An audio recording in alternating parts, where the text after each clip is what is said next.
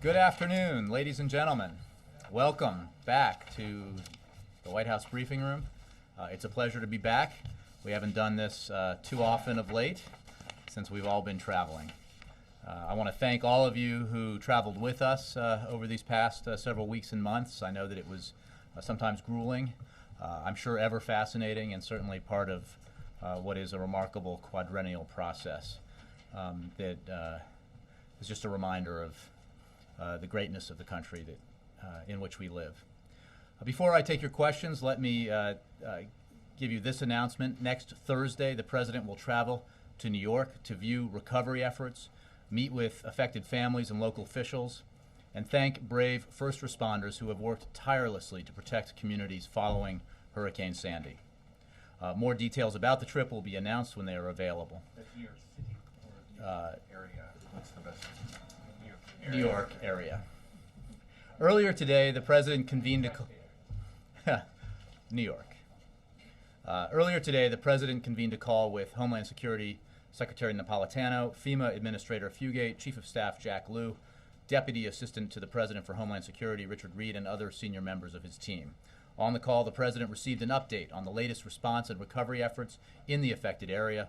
He also heard from Homeland Security Napolitano and FEMA Administrator Fugate on the latest efforts to meet the continuing power and fuel challenges facing affected communities, as well as ongoing work in support of governors and their teams to develop long-term housing solutions for affected families.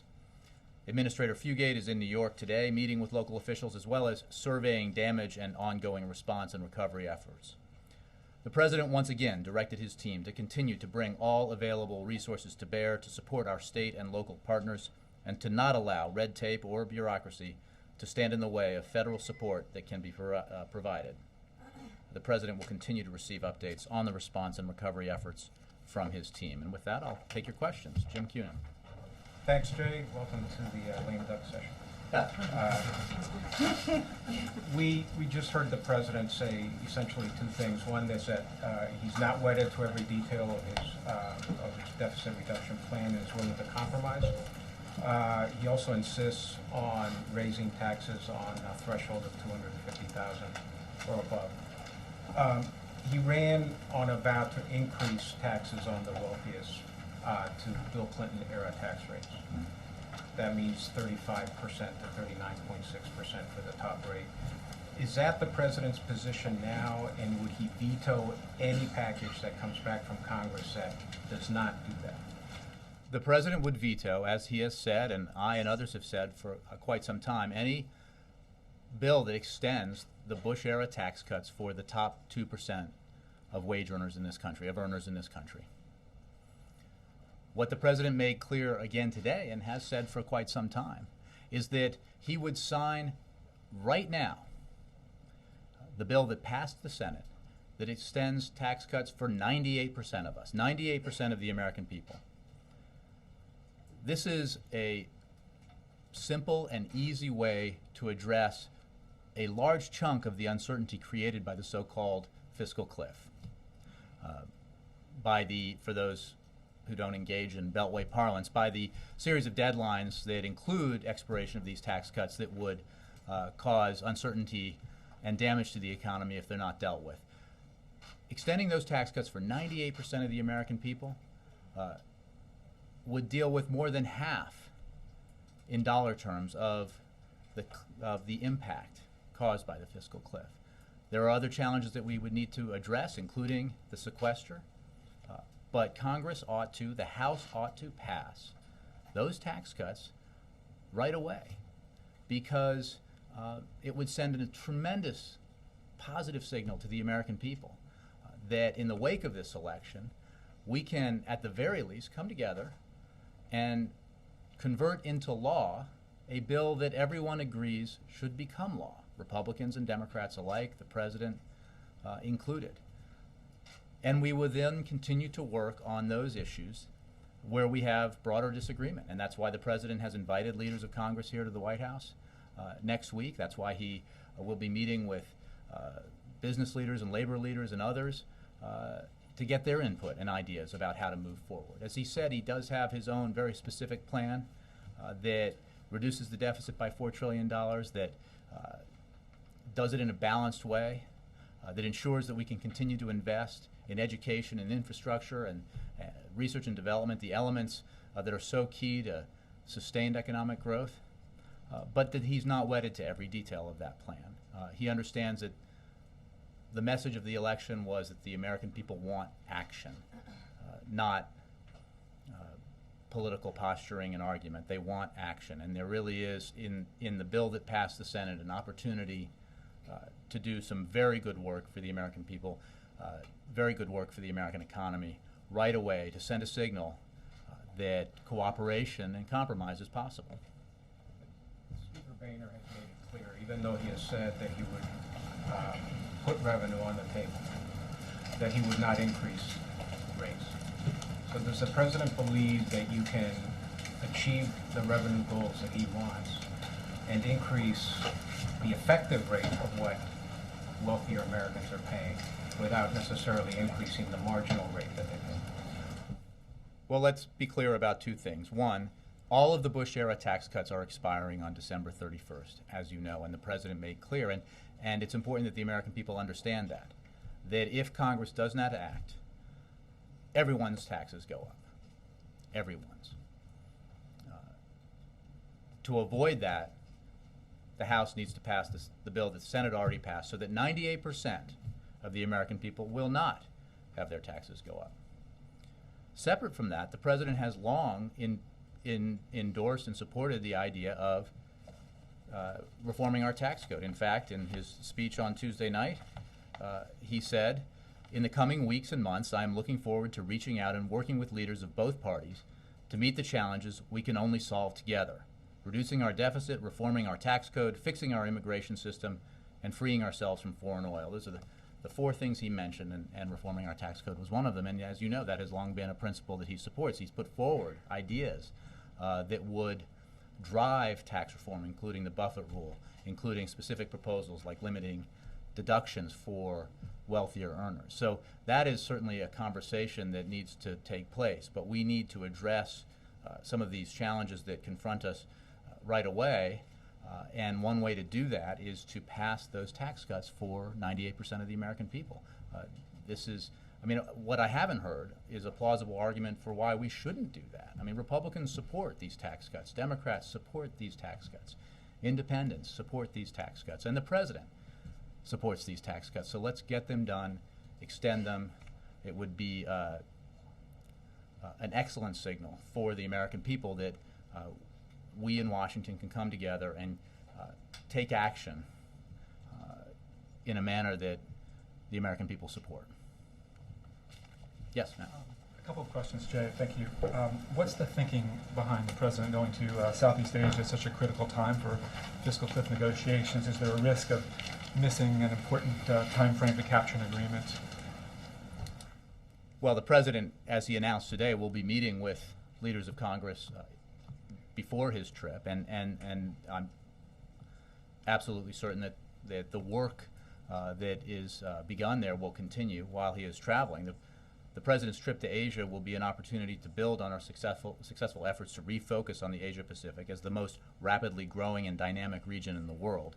And as he did last year, the president will focus on expanding U.S. trade and economic ties in the region, supporting democracy and human rights, and working through regional institutions to ensure that nations abide by the rules of the road.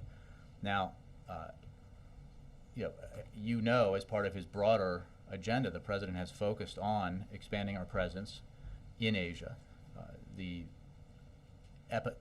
positive economic impact of doing that will be felt for years to come, and is elemental to the kind of economic growth that this president foresees for the American economy in the 21st century. So this is important work that needs to be done. There are meetings, the East Asia Summit, and a meeting with the Association of the Southeast Asian Nations that he'll participate in, and that's something that he looks forward to. A question on Treasury Secretary Geithner's future. Has he agreed to stay on through the fiscal cliff negotiations until they're completed, and perhaps even until a successor is confirmed? Well, Secretary Geithner has indicated that he'll stay on through inauguration, and he will be obviously a key participant in the negotiations around the so-called fiscal cliff issues. And so the President very much appreciates that. Sorry, one last question. There have been reports that General Petraeus has come to the White House as early as today to talk about his future. Can you shed any light on that, on whether he might be moving on, in fact? You know, I don't have any announcements to make on personnel matters. I would address that question to the CIA and the DNI. Is he coming to the White House today? Not that I'm aware of. Yes. Senator Schumer has proposed raising one solution to the fiscal cliff challenge vis-a-vis tax rates is closing the loopholes as they apply to the highest income earners without changing rates. Just to be clear, would this meet the President's test of raising tax rates on the wealthiest Americans? The President's made clear that the only acceptable approach to dealing with our fiscal challenges, the only approach that allows us to continue to invest in areas of our economy that are so key to future growth, is to take a balanced approach, is to make sure that in addition to the $1 trillion in spending cuts the President's already signed into law, in addition to doing more on the spending side, in addition to doing more to reform our entitlement programs so that they're strengthened, we have to include revenue. And that means, as the President made clear every day this year on the campaign trail, asking the wealthiest to pay a little bit more. The President, in his own specific proposals, has put forward measures that include reforms to our tax code like the Buffett rule, and proposals like limiting deductions for higher earners. So that would certainly be part of the conversation. But when it comes to extending the Bush-era tax cuts for the wealthiest 2%, if a bill doing that were to somehow arrive on his desk, he would not sign it. It's no secret that many Democrats think that letting the Bush-era tax rates expire is a powerful forcing mechanism that the President could use to get his way if he can't negotiate a deal. How willing, does the President share that view? The President believes, as he said in the East Room moments ago, that it is paramount that we not allow taxes to go up on everyone on January 1st. And that's what will happen if the House does not follow the Senate's lead and pass the extension of tax cuts for 98% of the American people. There is no rational argument that I have heard, and that I think any American out there would think is rational, behind the idea that we should make everyone's taxes go up just so that millionaires and billionaires, or those making out over $250,000, get a tax cut. That's just not rational thinking. It's not something we can afford. We should pass that tax cut extension now. Sure. Does the President have full faith and confidence in General Petraeus and wanting to stay? The President thinks General Petraeus has done an excellent job. And wanting to stay on in his current position? I don't have the President has believes that General Petraeus is doing and has done an excellent job, but I don't have any personnel announcements to make from here today. Jake? The President hasn't given a press conference since June. Do you plan on changing that, or is this how it's going to be in the second term? Well, I'm not enough. Clearly not. Look, the President will, I'm sure, be taking your questions in the near future. The President answered questions of many, many reporters, including from your news organization.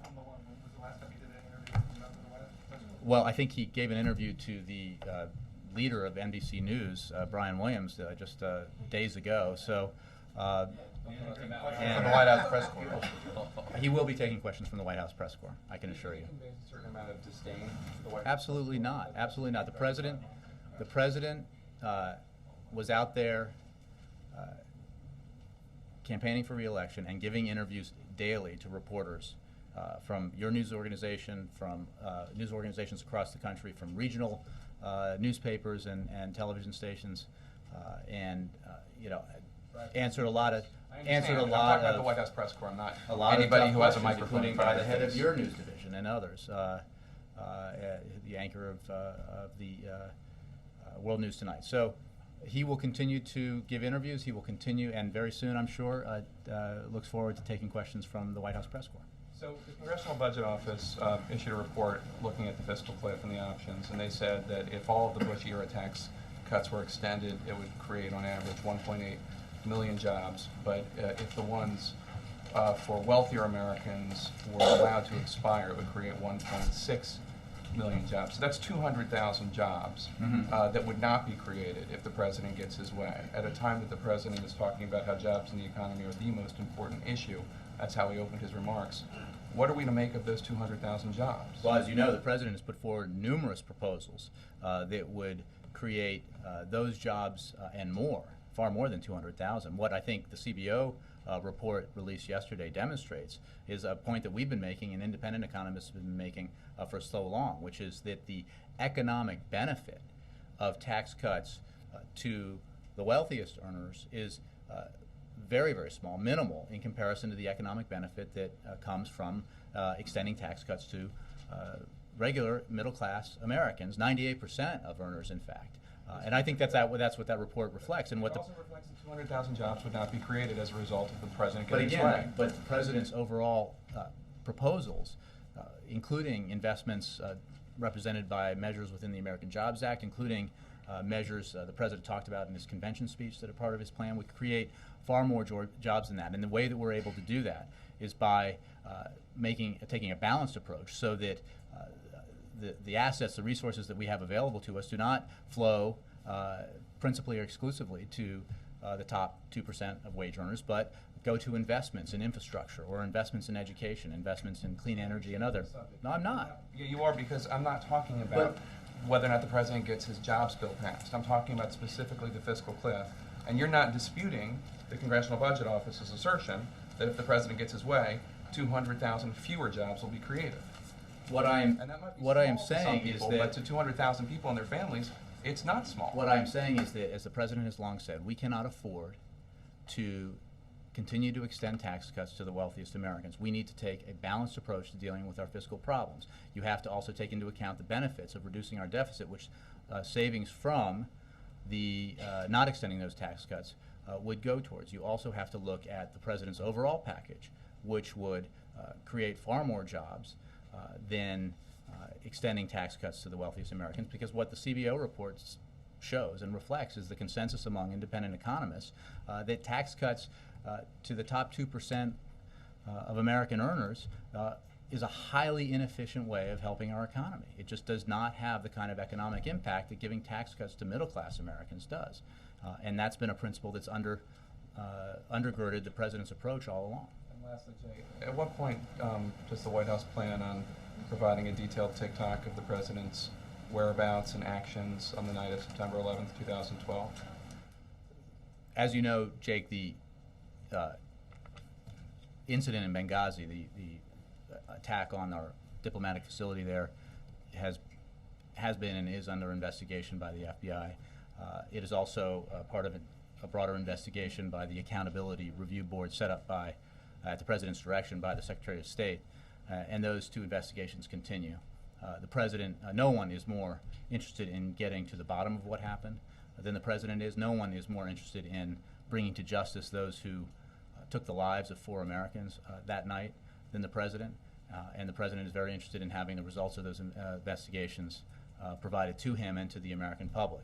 Neither of those investigations is going to talk about the President's role or what the President was doing. And Well, do you have a question about the President's role? The President's been very forthright about the moment he found out about it in the Oval Office in a meeting with the Chairman of the Joint Chiefs and the Defense Secretary, that he directed actions be taken immediately to provide support for our embassy facilities, our diplomatic facilities, not just in Benghazi, but also in Tripoli and around the world because of incidents that were happening. And every action that he's taken was driven by. After that, because we don't know. Nobody has told Well, us. There's a 5 o'clock meeting, but then what about after that? The President was made aware of developments throughout the evening and days ensuing. So I'm not sure what your question is specifically. Assets put into position, and there were all sorts Absolutely. of rescue operations I that think went on. the Defense Department, when you talk about military assets, has been answering questions, and I'm sure we'll have more information to provide about the military's response at the President's direction to this.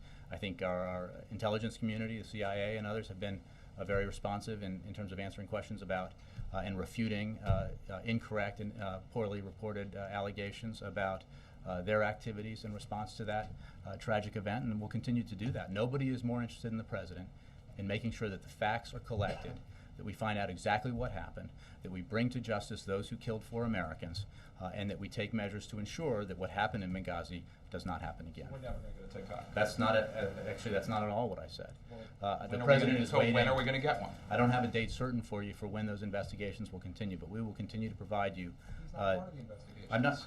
I'm not sure. The investigation looks at our overall response into what happened, and it looks in, the Accountability Review Board looks at our diplomatic security issues as well as what posture we need to take with regards to our diplomatic facilities there. You have successes, but not one thing, you have failures. Again, I think a lot of information has been provided by our intelligence community, by the Defense Department, that have been responsive to numerous questions about this, and will continue to provide information. I mean, I think one inescapable fact about this has been that we have endeavored to provide as much information as we could to you in response to your questions, and when some information has come to light as the investigations have continued that further clarifies what happened, we have provided that to you as well. That's not a fact.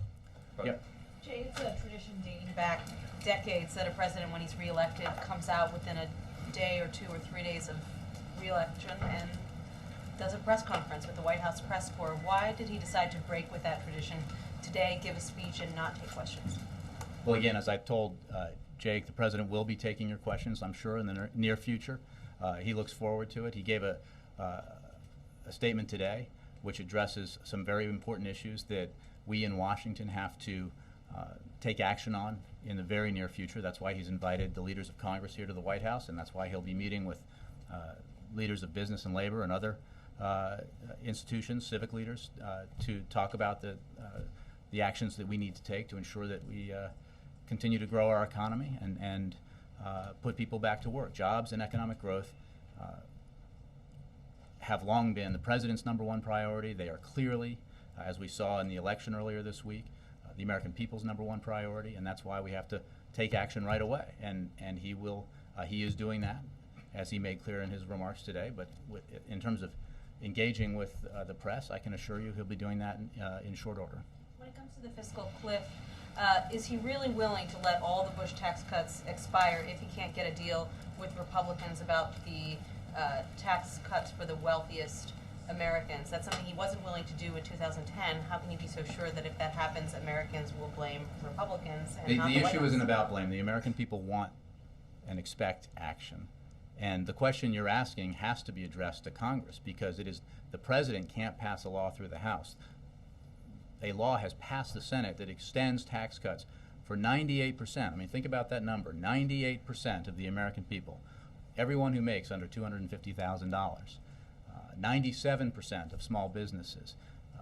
The president made clear today that he would sign that law tomorrow if the House were to pass it. And it makes all the sense in the world for the House to do that. But if he can't Because get a the deal, only, he'll let them all but expire. Nancy, what is the argument for not passing it? That we're going to force everyone to have a higher tax bill next year just because millionaires and billionaires didn't get a tax cut? That's a nonsensical argument, and it is certainly not what the American people believe should be done in Washington, as I think has been amply demonstrated. And we obviously need to take on a number of issues, including tax reform. But one thing we can do right away is send a signal to the American people that Washington is working, that the two sides can come together to take action on tax cuts that everyone supports, tax cuts that have already passed the Senate, and that members of the House of both parties say they support. So let's get that done and continue to do the work that the president talked about today. The other half of the fiscal cliff are these spending cuts. Where does the White House stand on the spending cuts? What do you think should happen there? Because Vice President Biden said yesterday, point blank, we are not going over the cliff. So what's the alternative? Well, that is part of what the president talked about today in terms of engaging with leaders of Congress. We have a number of issues, two baskets, the tax and revenue issues, and then the sequester issues, and we need to get to work to resolve them.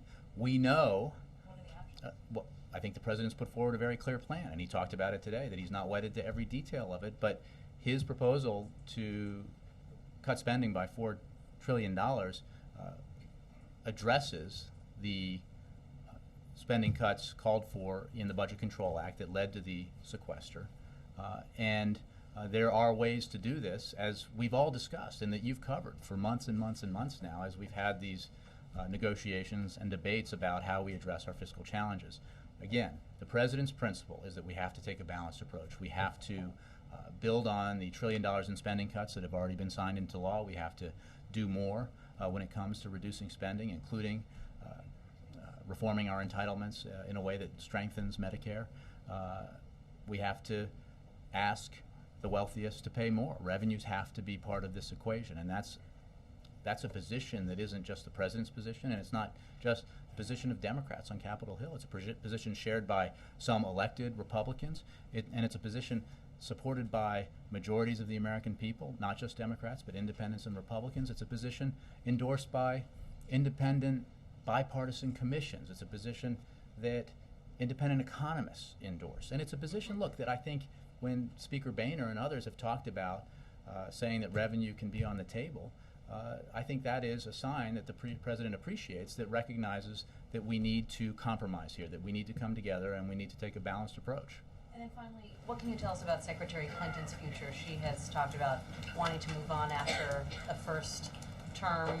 Any word on who her replacement might be or when she might leave? I should just say at the top that I have no personnel announcements to make of any kind. And yes, Secretary Clinton has spoken to this, and I would point you to her statements. The president is greatly appreciative of her service as Secretary of State, thinks she has been a remarkable Secretary of State, and but I will leave it to her to address her future.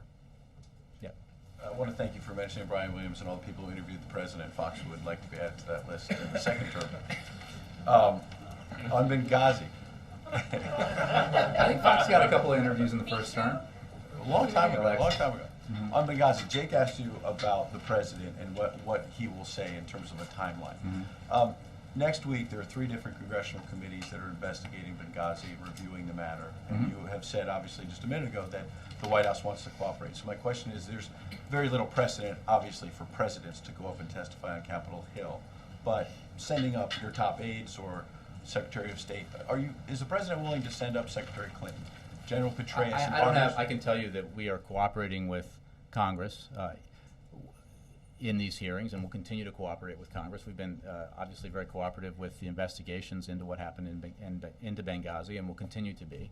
Beyond, I don't have specifics about who's going up to talk to the congressional committees looking at this, but I may be able to get more details for you. But we have been and will continue to cooperate with Congress on this issue. On the questions of transparency in news conferences, we've had many private conversations, and I want to make note that you've been very helpful in trying to work through the differences we've had on access. But I woke up this morning and saw this video that the president, that was filmed with the president in Chicago on Wednesday, talking to his campaign aides, and he got emotional.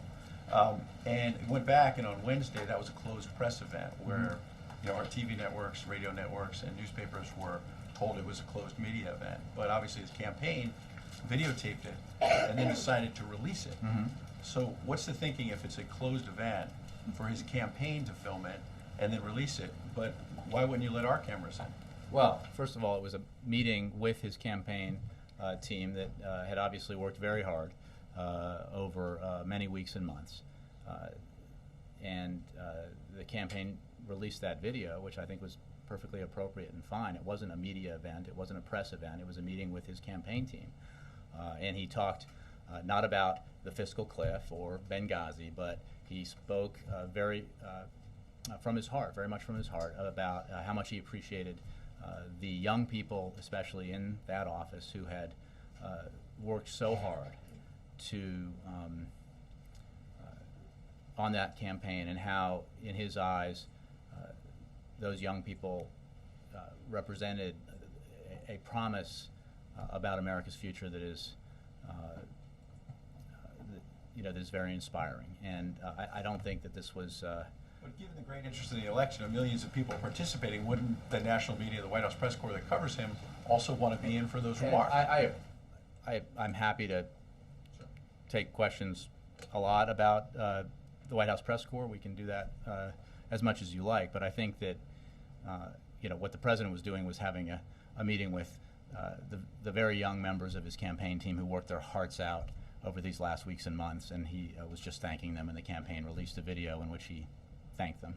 Yep. Jay, you were talking about the president said he wants to sign the extension of the Bush tax rates for the middle class, for those making under 250, but also do tax reform. How can you do both? I mean, you're sort of messing with the tax code if you split them off. Perfectly understandable position, but you can't have both positions. You can't do tax reform and make permanent something that's for 98%. So are you saying you only want tax reform for the top 2%? No, I'm saying I don't think they're separate issues at all. I think that we have a deadline, and that deadline is that all of these tax cuts will expire on December 1st. Everyone's taxes go up on January 1st unless Congress takes action. We can ensure that taxes on 98% of the American people do not go up on January 1st if the House simply passes a bill that's passed the Senate. And the President made clear that he would sign that bill immediately. And what's significant about that it's not... That's a permanent extension. I believe the bill in the Senate Right. is a temporary extension, but the President is for permanent extension, but the bill... Then how do you do tax reform? By sitting down with members of both parties in Congress and working out a kind of tax... Look, the need for reforming our tax code is something the President's talked about frequently, and it's part of his plan. Why not extend them off for temporarily and then do Because tax we reform? can't afford it, the President opposes it, and he will not do it. Even if And it's he 6 has months, he has and then said let's this do tax again. reform. If a bill were to reach his desk that extends tax cuts for the wealthiest 2%, he will not sign it. Any amount of time. He will Even not 3 sign months, it. 6 months, whatever. He will not sign it. We can't afford it. President, look, this president hasn't been hiding the ball on this. He spoke about this every day. It was part of his speech. It was part of interviews he gave, and it's a principle that he believes is very important. We need to give tax cuts to 98% of the American people because it's right for the families and it's right for the economy. It's something that, and this is the point I wanted to make, because I don't want, to the extent that there are a handful of people, or maybe more out there, who are watching this who aren't, familiar with the fiscal cliff and the tax cut deadlines.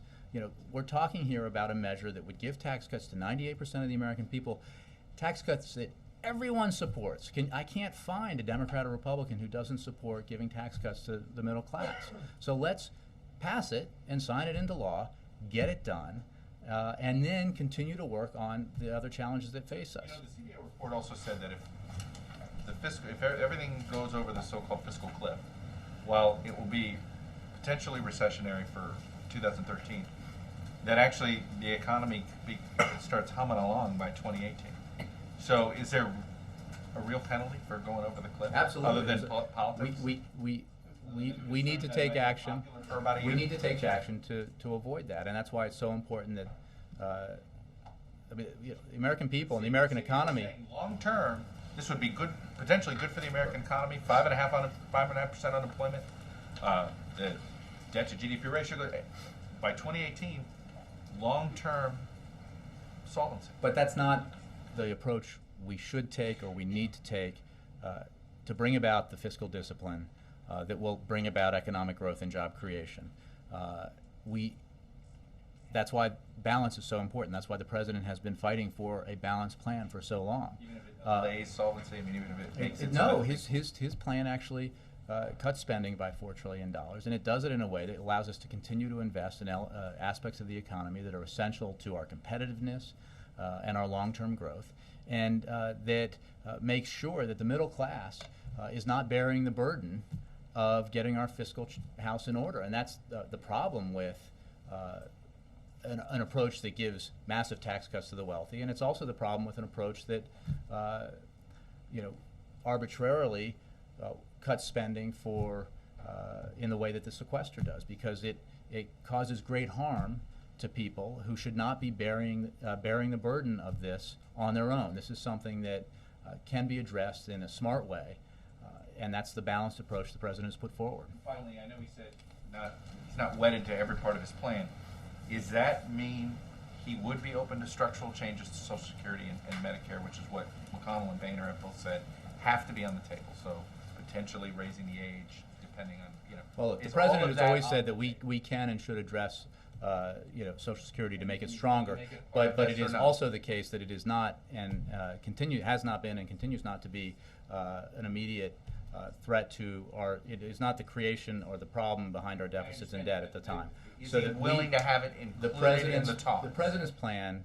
First of all, I'm not going to negotiate, and I'm pretty amazed I've gotten this far without having to say this, but I won't negotiate the details of a compromise the president hopes to reach with. It's not, if it Look, gets I'm not going to negotiate the details, but the president's position here has been very clear that that this is something we can and should address in a way that strengthens the program. But when we talk about the need to get our fiscal house in order, we need to address non-defense discretionary spending, defense spending, revenue, as well as healthcare programs like Medicare and Medicaid. But if it's You're asking a talks, hypothetical that I'm not going to.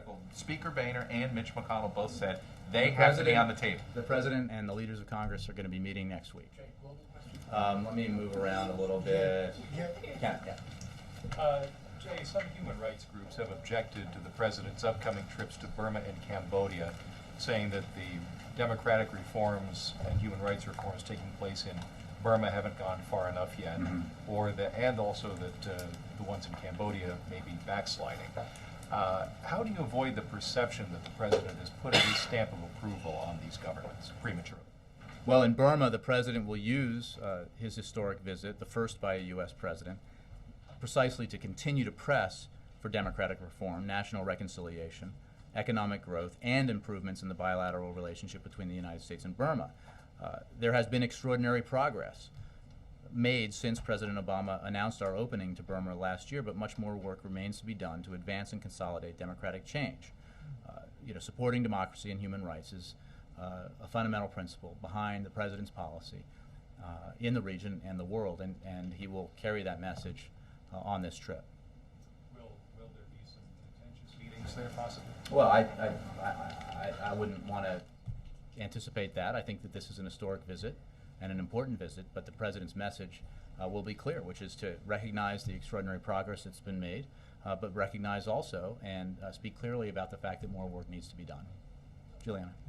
You said that Treasury Secretary Geithner is going to be a key participant in this discussion, so is he committed to staying on until the end of those negotiations? Well, I think what I said is that he's committed to staying on through the inauguration. I don't have a specific day that he will depart, and I don't want to speak hypothetically about how long negotiations about our budget issues will take. I mean, I think that there's an opportunity for them to move quickly. But if they go past January 20th, he would leave in the middle? That's a hypothetical that I can't really address.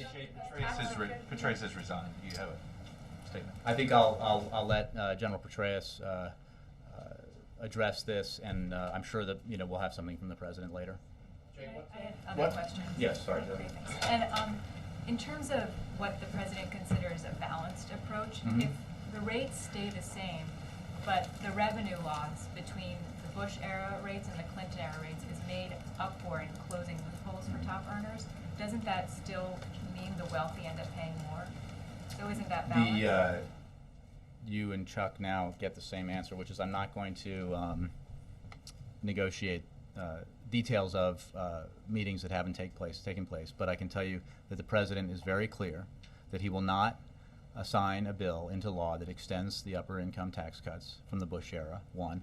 Two, as he said very clearly in his in his speech on Tuesday night in Chicago, and has been clear all along as part of his plan, he is committed to reforming the tax code. He has put forward principles behind tax reform that include the Buffett principle and reducing deductions that wealthiest Americans can take. So I don't want to get into the details of how that works. What he will not do is sign an extension of the Bush-era tax cuts for the wealthiest Americans. He won't sign an extension of the Bush-era tax cuts, even if it's paired with closing deductions and loopholes for the top earners.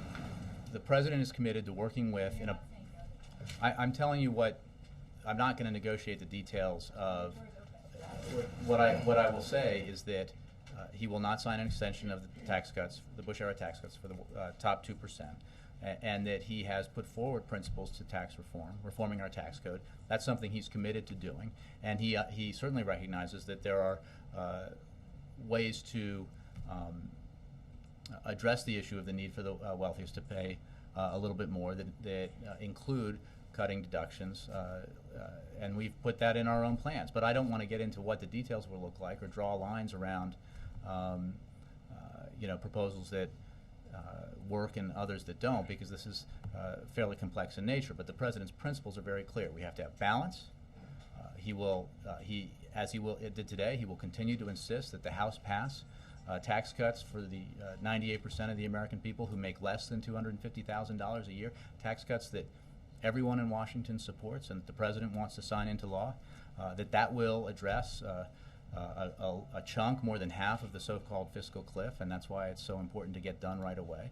And then he will work with members of Congress to address these other issues, including the sequestered, including tax reform. And just one more question. The President said that he was inviting business leaders Mhm. here as well. Is that scheduled for next week? I don't have any specific scheduling updates for you, but when we have more information, we'll let you know. John, Christopher, and then A global question. What comfort does the President give his European allies that his administration and Congress will be able to reach some sort of a deal to prevent both the U.S. and Europe from going into another recession? Well, obviously Europe is dealing with its own fiscal challenges, but it is an interconnected economy, a point that we make all the time, and Europe is a very important, in fact, our largest trading partner. I would point you simply to what the President said today, which is that he appreciates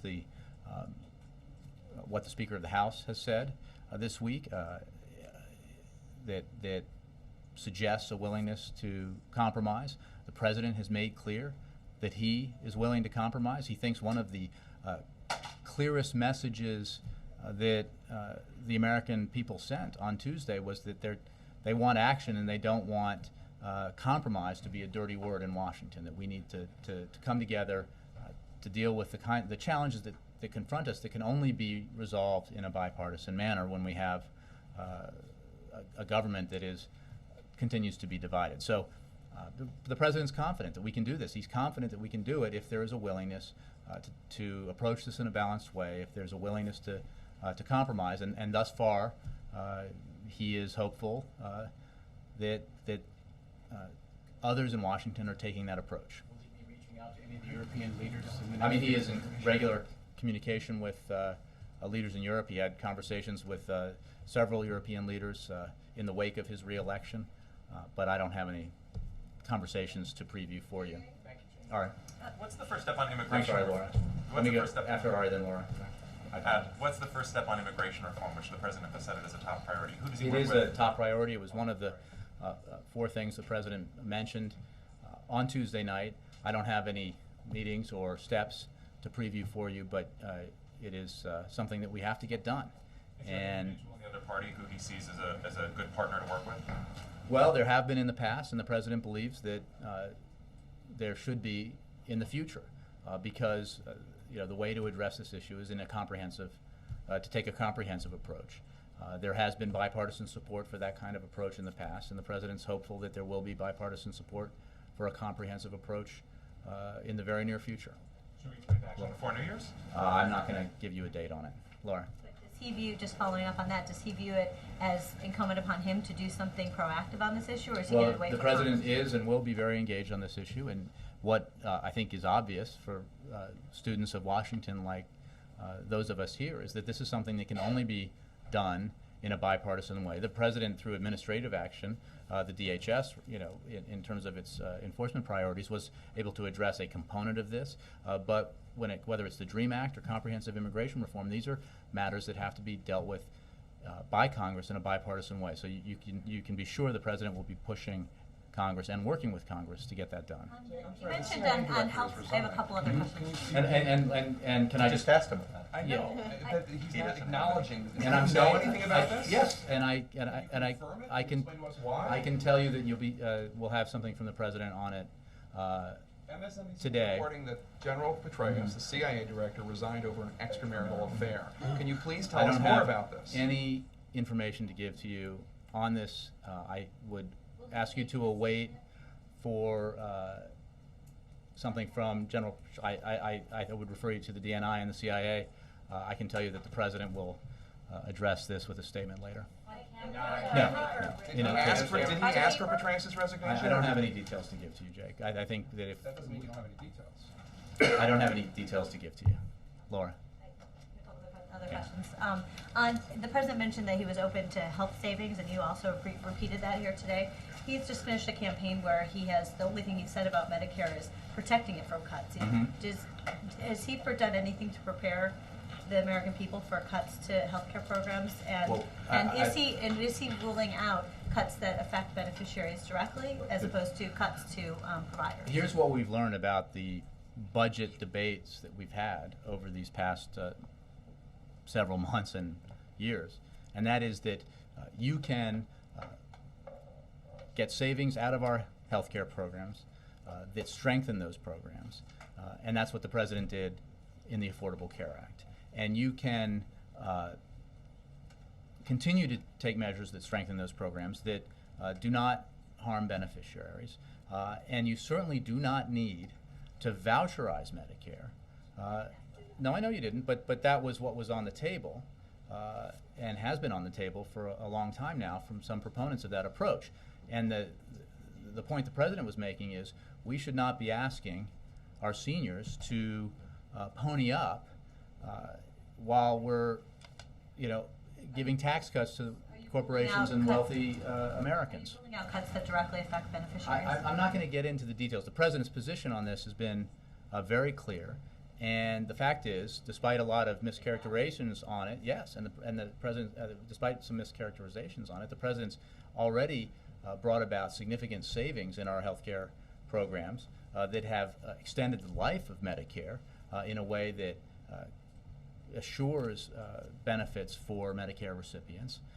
And he believes that there are more measures we can take that continue to do that.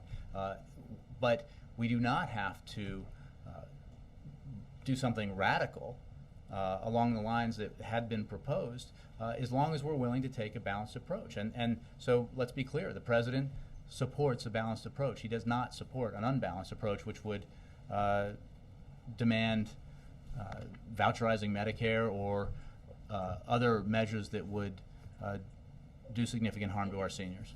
The White House had made clear after the debt ceiling negotiations that he was willing to raise the Medicare eligibility age. So that is something that does directly affect beneficiaries. Well, look, I'm not going to get into a review of the past that we've all chewed over a lot. What the president is committed to is working in a bipartisan way. He has made clear that he has a balanced plan that's very specific, that saves $4 trillion and allows us to invest in elements of our economy that help us grow, and that it has to include asking the wealthiest Americans to pay a little bit more. But he is not wedded to every detail of his plan. That's why he is meeting with members of Congress next week. That's why he's meeting with others in the business and labor and civic communities on these issues. And I'm not going to preview and draw red lines from here today. Scott? Has the president done anything to reach out to Governor Romney? He said on election night that he wanted to meet with him.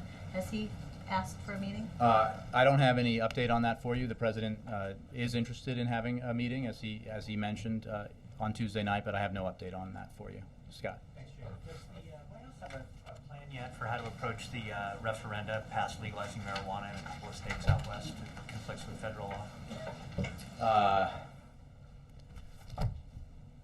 I think what I can tell you on that is that the Department of Justice has said that they are reviewing those ballot initiatives, and I would direct you to them for updates on that.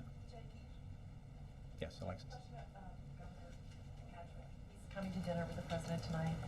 There's also discussion about whether the president would be interested in having him serve in the cabinet, or whether he could advise the president on the Massachusetts delegation. Should there be another person that he's thinking about for the cabinet? Can you talk about the dinner and what's happening? Well, again, I have no statements to make about personnel matters. I can simply say that, as you know, the president and the governor are good friends. They've had meals frequently over the past several years, one that I was fortunate enough to participate in. So I'm sure they're just looking forward to catching up. Are we going to find out this afternoon who is in charge of the CIA this afternoon? I just don't have any more information for you on that. Mark? The Speaker said thinks the debt limit should be part of those talks. What do you? I'm not going to